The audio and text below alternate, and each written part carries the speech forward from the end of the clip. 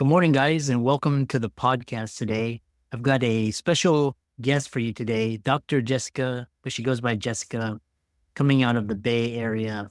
And she actually does something very interesting. She is the Silicon Valley sex coach, and she actually helps high income professionals, executives, doctor, lawyer, dentists, a lot of the audience, and enhance their relationships, their love life, either spouse or dating or relationships. And I'm really happy to have her on to discuss this area of expertise. So, Jessica, welcome.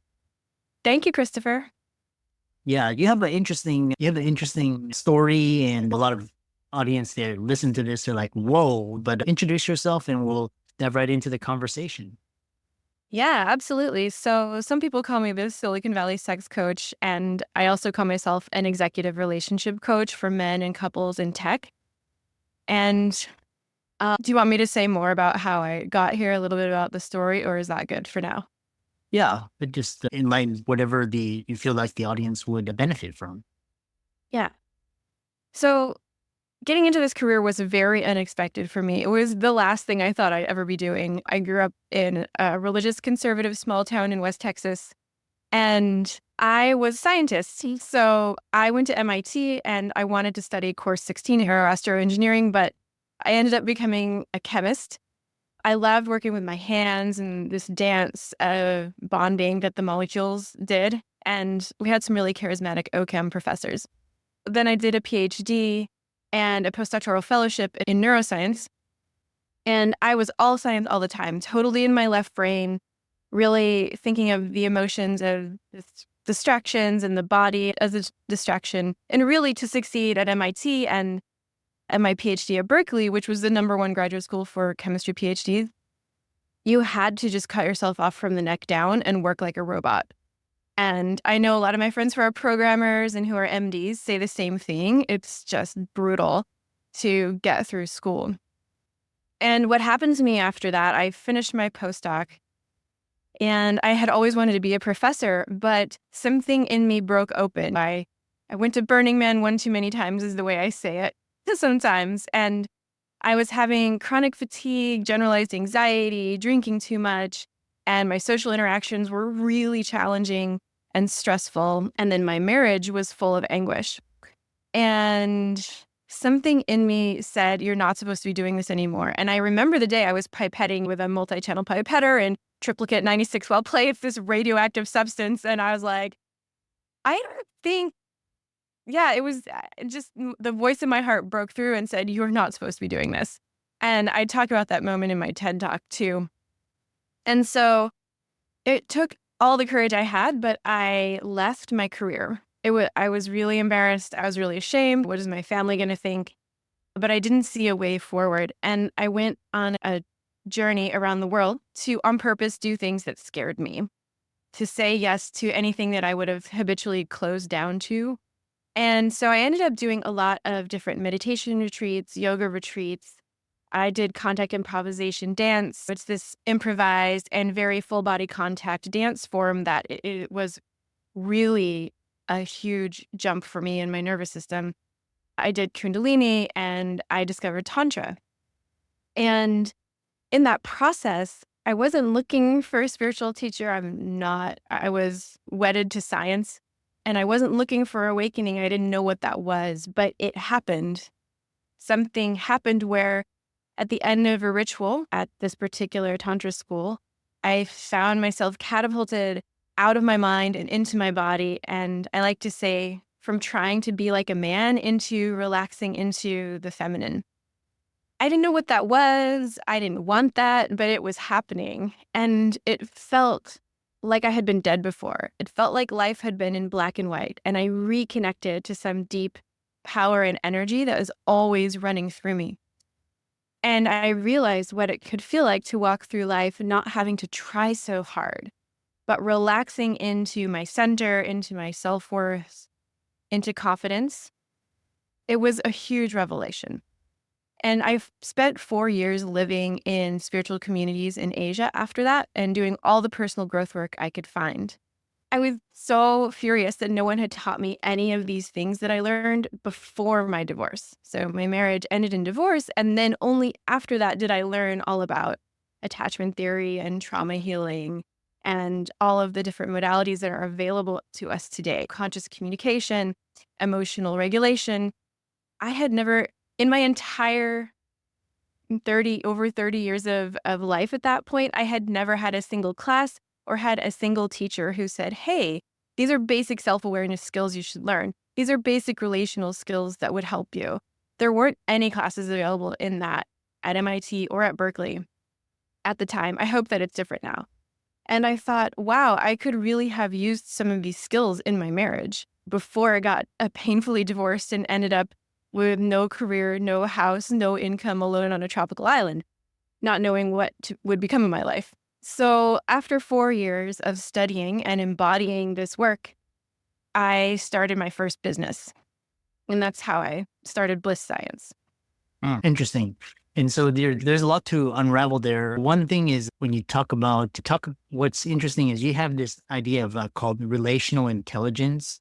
And you said these kind of, especially in relationships and marriages, with like emotional intelligence, these conscious community, these are well-known terms, but how do you apply relational intelligence to improve their personal relationships, i.e. romantic relationships? Yeah, that's a great question. Like one of your previous guests was saying, we often don't realize how much unconscious narratives are ruling the show, how much we're just playing out unexamined patterns and habits that were inherited from society, culture, religion, or family. And so relational intelligence is about bringing the light of awareness to what exactly you're doing in your relationship.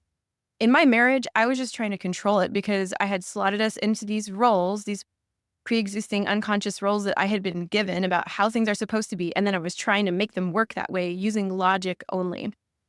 But relational intelligence asks us to consider, what kind of relationship do we want? What roles do we want to play? What are our priorities, our boundaries here? And how do we talk about that? It also asks us to come into radical acceptance of the truth of our moment to moment experience of life. And that is a profound journey for most of us because it means considering that it's okay to be you. It's okay to have the feelings, the reactions that you're having. The essential is to just notice what is true for you and then consider, how do you want to communicate this? What do you want to do about it? Instead of trying to measure up to some imagined ideal or some unconscious role that you're playing out. And I have found that when I do that, I get to relax. I get to be really honest. I get to connect more deeply.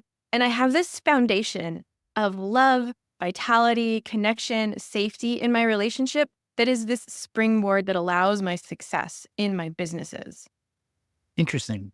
Yeah. Again, you unraveled a lot, and I think we may have a part two. But one thing is talking about, because you talked about Tantra and you label yourself as a tantric scientist. And what is tantric mentality, and how can people apply it to not just their marriages or relationships, as well as their careers or businesses, all of that? Yeah, that's a great question. So that is also a deep discussion, deep and fascinating. So when most people think of Tantra, what they're thinking of is what I call American Neo-Tantra. American Neo-Tantra is a path that basically was developed over the past 150 years. It's very recent. And what it focuses on is the unshaming of our sexual self and using our sexuality and our desire with awareness.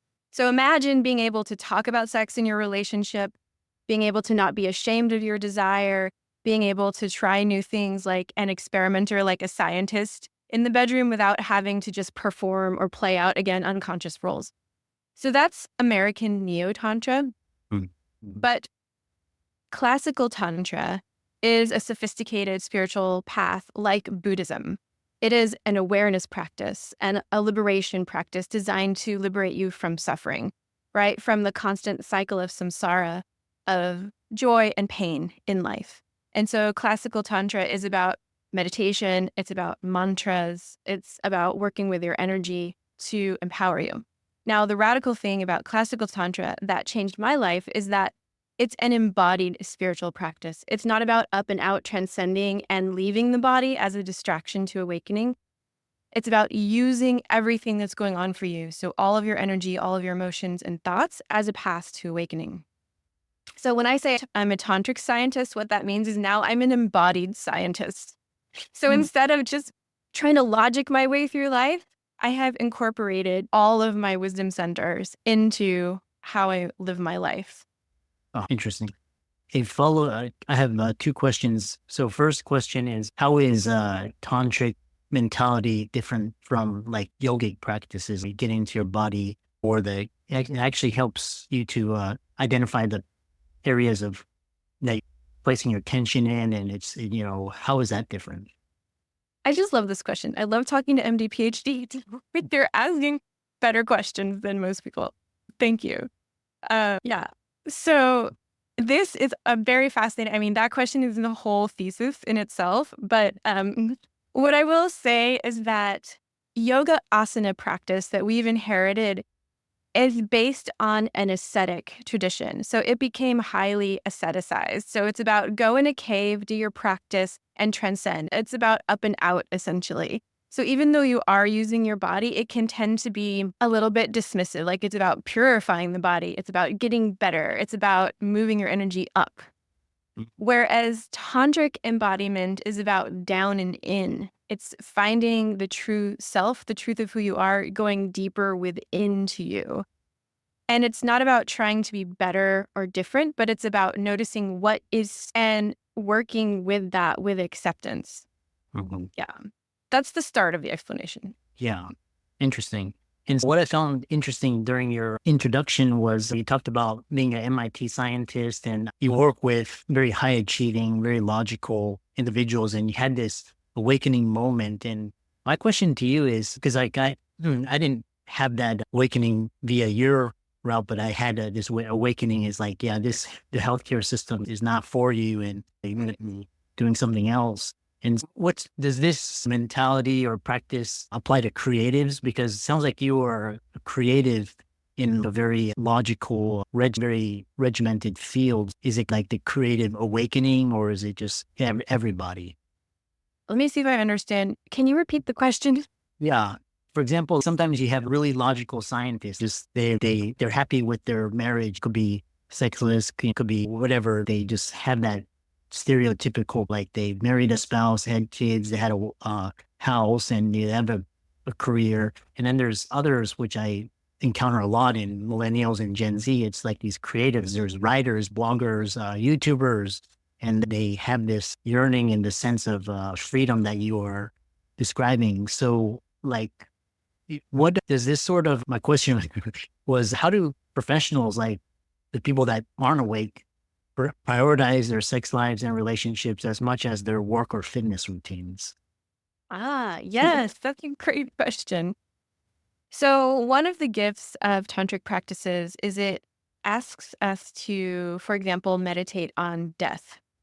Um, So if you were to consider that you were to die tomorrow or to meditate on your own death, what suddenly becomes vitally important to you? And no one ever on their deathbed has said, I wished I worked more. But what might be more important to you is finishing your financial success, your entrepreneurial success, and that is totally fine. But that is a helpful way to get clear on what is your priority. Mm. And when I had this awakening, I didn't throw the baby out with the bathwater. I love my mind. I love logic. I love solving problems. But I found that life, it's not about putting a huge chunk of time on my sex life or relationship. It's about my moment to moment experience of my body, my life, the erotic. And what Tantra gives us are micro practices. I'm doing them right now while I'm talking to you. Because it accepts our energies in our bodies, it lets us become Jedi Knight masters of how we use our energy in those moment to moment moments of our life. Mhm. And so it's about while you're being interviewed or while you're typing, is your energy like up here? And And if you love, that's okay. But for me, that didn't lead anywhere good long term. So it's, can I breathe it through my body? Can I find the pleasure like in this moment as I'm typing? And as I walk down the hallway to the kitchen and I find my partner there, what kind of energy am I running through my body right then? Again, is it tight, jittery energy from the head only and like talking? Or can you move it down and run like heart energy between the two of you just while you pass by her in the kitchen? Can you bring a little sense of that frisson of aliveness by kissing her 3 times on the neck or twirling her hair as you pass by, right? Can you just bring that shiver of delight into everything you do? Now, this doesn't have to be for you. If you don't want to do it, that's fine. But I found that in my life, it made it so much more fun, deeper, and just more less dry. It spiced up everything in my life to move with this awareness. And it's an ongoing practice every day of, okay, what's my energy doing? Where is my awareness? How can I bring more pleasure in here? How can I make this more juicy? So that's the invitation. Hmm. Interesting. Because I studied spirituality and self-development, and I studied relationships just to improve all areas. And Yes. the book was like The Way of the Superior Man by David Data. And he was talking about, and Tony Robbins talks about like this, in order to maintain a really vibrant marriage, you have to have polarity. And so like this masculine and feminine. And you're an MIT scientist. So can you, explain neuroscience, how you keep that polarity, how you keep that chemistry so that the divorce rate or the infidelity rate is a lot lower. Talk about that. Absolutely. So there's both a spiritual level here and a nervous system level. From the nervous system level, what we know, and we've had great advances in research and connection in the past 30 years. It's worth a study. Anyway, so what we know is that it's important to create both safety and spark, as I call it, in your relationship. Like in order to feel close and connected, there needs to be a sense of, okay, I'm safe with you. It's okay for me to let down my defenses and my guard. But in order to keep the passion alive, there also needs to be a little sense of danger, a sense of mystery and the unknown. As Esther Perel says, desire needs a bridge to cross. And most of us were never taught to consciously cultivate either of those things. And what happens is we either get stuck in too much safety and we're just like glommed on and safe all the time. And that's not hot. That feels like a wet blanket. Or we've never been taught to value emotional safety. So we're just trying to make the spark happen all the time. But there's all of these underlying hurts that haven't been dealt with. And so it just feels like adding insult to injury if you're just like, come on, do you want to have sex? Do you want to have sex? Without creating the emotional safety. And in terms of the spiritual teachings, I think they understood that. What I love about polarity work is it asks me to become aware, again, of what are the unconscious roles that I'm playing out in relationship. So for me, before my awakening, I was trying to be like a man because I felt that essentially the feminine or being female was less than, would be disrespected. And it is often disrespected in the world. But what that meant is that in my marriage, I was trying to control things. I was stuck in my head. I would never relax and receive and just like surrender to anything. And it was like two of us trying to be in our masculine, and it doesn't work. Like there's no connection there. Neither of us would receive. But I also find that sometimes for men, they're stuck in the nice guy paradigm of just trying to do whatever she wants, bending over backwards to please her, to make her happy. And they're not holding that masculine pull with good boundaries, with centeredness, with letting her have a bridge to cross to get to you. And rather than trying to stick men in a masculine role or women in a feminine role, which is not what this is about at all, I like to invite people to play across their entire energetic range. Maybe some days you want to be more gooey and surrendered. Maybe some other days you want to be more directing and in holding the masculine pole. But notice, where do you get stuck? Do you pigeonhole yourself somewhere on the range? And what would it be like to cultivate other types of abilities as well? Interesting. Because I spend a lot of time outside of the United States, and I find that the United States is like, you have around sex, you have guilt and shame, but then the media like portrays it like it's you have Victoria's Secret or you have the NFL or the NBA. How they portray, but like in Europe, like they have a very healthy concept of sex and sexual relations. Same thing in Latin America. And so, what kind of role does media, pornography, all of this play in? I want to say dysregulating this concept of sexual energy, polarity, relationships. Because the divorce rate, they say it's 50%. I think it's 80 or 90%. And I think a lot of people are not getting married now, and they're not having kids, and a lot of people are lonely. And they said that people having sex is a lot less now. Talk about kind of cultural, social influences. They're huge, and they project this idea of perfection, or that all men are supposed to be this way and all women are supposed to be that way. And then most of my clients are beating themselves up and feeling despondent, like they'll never find someone or they'll never measure up because they're not perfect, like the media example.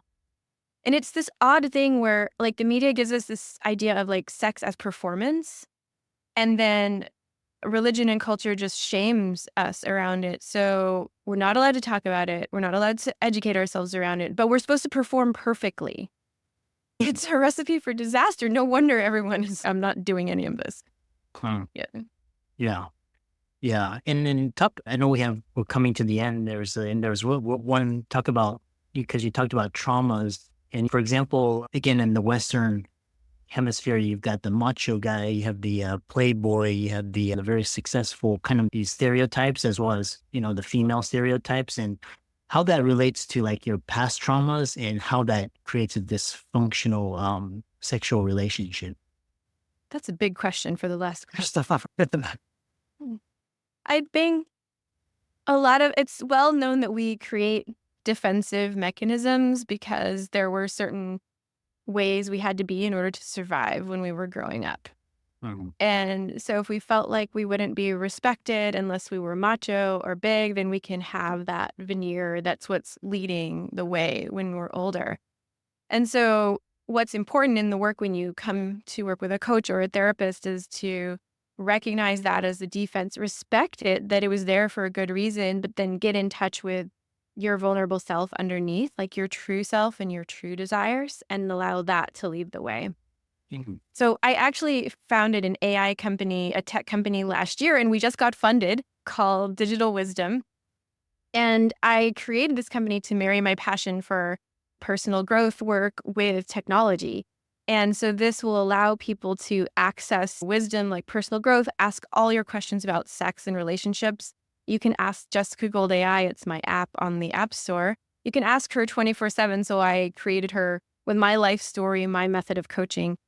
Because what I saw is that people have so much shame around this and they don't know where to go for help, or they're feeling too ashamed to even ask for help. So I wanted to provide a method for people to get help without anyone having to know about it.